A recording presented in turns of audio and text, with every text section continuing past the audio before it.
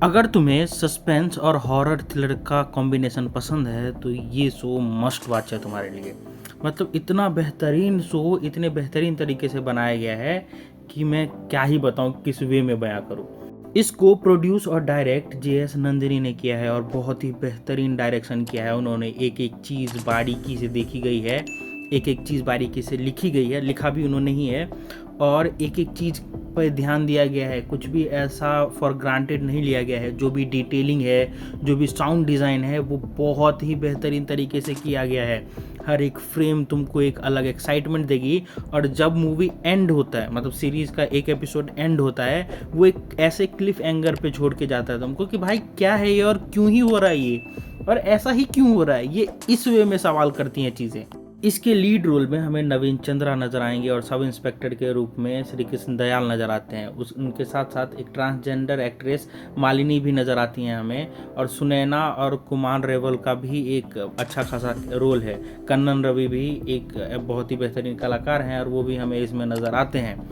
अब बात करते हैं कि भाई ये बेस्ड ऑन क्या है। ये एक ऐसे जंगल की कहानी है जिसमें वनराची मिलते हैं। वनराची वो जीव हैं या वो डेमी गॉड्स हैं जो कि अपने जंगल की रक्षा करते हैं और जंगल को बचाते हैं। उसमें एक तरह का कीड़ा भी मिलता है जो कि अलग उसका रोल होता है, वो भी देखने को मिलेगा तुमको। इसमें ये कहानी कैसे प्रोग्रेस करती है कि एक जंगल में मौत होने लगती है कुछ अजीबोगरीब तरीके से, और किसी को पता नहीं चलते रहता कि कैसे मर रहे हैं लोग, क्या उसका कारण है। तब इंस्पेक्टर ऋषि को उसमें डाला जाता है जिसका एक अलग ही हॉरर पास्ट है और एक अलग ही ट्रॉमा से गुजर रहा होता है वो। और इस ट्रॉमा के चक्कर में मतलब उसकी एक आंख भी चली जा चुकी रहती है और वो सिर्फ एक आंख से देखता है। फिर ये कहानी प्रोग्रेस करती है धीरे धीरे और अलग अलग कैरेक्टर इंट्रोड्यूस होते हैं जिसका कोई रिलेशन नहीं होता है, और वो मरते जाते हैं एक एक करके।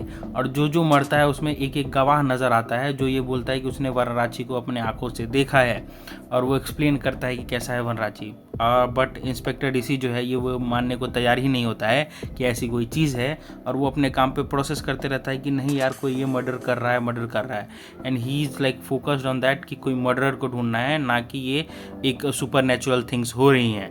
कहानी प्रोग्रेस करती है और कहानी में एक बेस्ट पार्ट लगता है मुझे कि इसकी जो डबिंग कराई गई है, जो हिंदी डबिंग भी है, वो भी साउथ इंडियन एक्टर्स के द्वारा ही कराई गई है, जिससे कि वो एक्सेंट, वो एक टच और एक रियलिटी टच मिलता है कि हाँ यार ये साउदर्न पार्ट ऑफ इंडिया की कहानी है और प्रॉपर हिंदी वे में नहीं स्पीक बोला जा रहा है। बस इंस्पेक्टर ऋषि का जो आवाज़ है वो तुमको प्रॉपर हिंदी में नज़र आएगा, बाकी सारे जितने कैरेक्टर हैं वो एक एक्सेंट के साथ बोलते हैं जो कि साउथ इंडियन एक्सेंट है उसके साथ बोलते हैं। एक और चीज़ इसमें बहुत ही बेहतरीन है, एक एक्टर पुलिस वाली हैं जो कि ट्रांसजेंडर हैं और उनका जो डबिंग है वो भी ट्रांसजेंडर ही किया है। और ये चीज़ बहुत ही अप्रिसिएबल है कि भाई तुम वो टच, वो फीलिंग, वो नेचुरल चीज़ें रखना चाहते हो मूवी में, और इसका क्रेडिट जे.एस. नंदिनी को जाता है कि उन्होंने इतने गहरे वे में सोचा इस चीज़ को। उसके बाद अगर जैसे ये सीरीज़ प्रोग्रेस करती है तो तुमको अलग अलग कैरेक्टर्स के अलग अलग पहलू नज़र आते हैं, अलग अलग वे ऑफ अप्रोच, उनकी जो पर्सनल लाइफ में प्रॉब्लम्स चल रही हैं वो भी देखने को मिलती हैं, और वो कैसे डील करते हैं ये उस चीज़ को दर्शाता है कि उनकी सोच कैसी है, द वे ऑफ थिंकिंग वो क्या रखते हैं। ये बहुत ही महत्वपूर्ण है इस सीरीज़ के लिए। बहुत ही इंटरेस्टिंग, ग्रिपिंग एंड एक वे में बोलूँ तो तुमको एज ऑफ द सीट रखने वाली ये सीरीज़ है। ये कहीं पे भी अपना ग्रास्प नहीं छोड़ती है, कोई भी ऐसा सीन सीक्वेंस या साउंड ट्रैक ऐसा नहीं है जो तुमको लगेगा कि यार इरिटेटेड है ये चीज़ या इरिटेट कर रही है। हर चीज़ वे ऑफ अप्रोच को एक अनईजीनेस तुमको फील करवाएगी। ये बहुत ही बेहतरीन चीज़ है कि कोई भी सीरीज़ या शो जो कि हॉरर टच लेके चल रही है विदाउट घोस्ट, वो तुमको अनईजी फील करवाती है कि तुमको एक अपना जो पर्टिकुलर वे ऑफ थिंकिंग है उससे अलग वे में अप्रोच करती है। जो शॉट्स लिए गए हैं, जो कैमरा वर्क है, वो बहुत ही बेहतरीन तरीके से लिया गया है। थ्रिलिंग शोज़ में क्या होता है कि तुमको इतने लंबे टाइम तक सस्पेंस या थ्रिल बना के रखना एक बहुत ही हार्ड जॉब है। इतना इजी नहीं है उस कहानी को ऐसे वे में लिखना कि तुम लास्ट तक वो सस्पेंस नहीं खोल रहे हो, बट ये काम ये शो बहुत ही बेहतरीन ढंग से करती है। तुमको लास्ट तक पता नहीं चलेगा कि क्या हो रहा है और तुमको इंटरेस्ट बना के रखेगा। तुमको लगेगा कि यार अगले एपिसोड में देखेंगे, अगले एपिसोड में देखेंगे, और वो बिंज वॉच करते जाओगे तुम। ये तुम फैमिली के साथ देख सकते हो, अगर तुमको एक हॉरर टाइम स्पेंड करना है फैमिली के साथ तो तुम देख सकते हो। कोई इसमें न्यूड सीन वगैरह नहीं है, बस ये इरिटेड इसलिए है कि इसमें मतलब खून खराबा अच्छा खासा है, मतलब ठीक ठाक है। इसका जो ओपनिंग सीन है, ओपनिंग एक्ट है, वो भी बहुत ही बेहतरीन लगा मुझे कि मतलब एक कबीले के लोग रहते हैं पुराने ज़माने में एंड दे प्रे समथिंग और उसके बाद वो आग में जंप कर जाते हैं। ये बस स्टार्टिंग का सीन है, कोई स्पॉइलर नहीं है। And that will give you an shock कि यार ये क्या हो गया, मतलब वो ऐसे ढंग से करते हैं कि it will give you a sense of shock. But उसके बाद कहानी प्रेजेंट में आ जाती है और वो फीचर करती है कि क्या हो रहा है, कैसे चीज़ें चल रही है आगे। It is amazingly written, it is amazingly directed.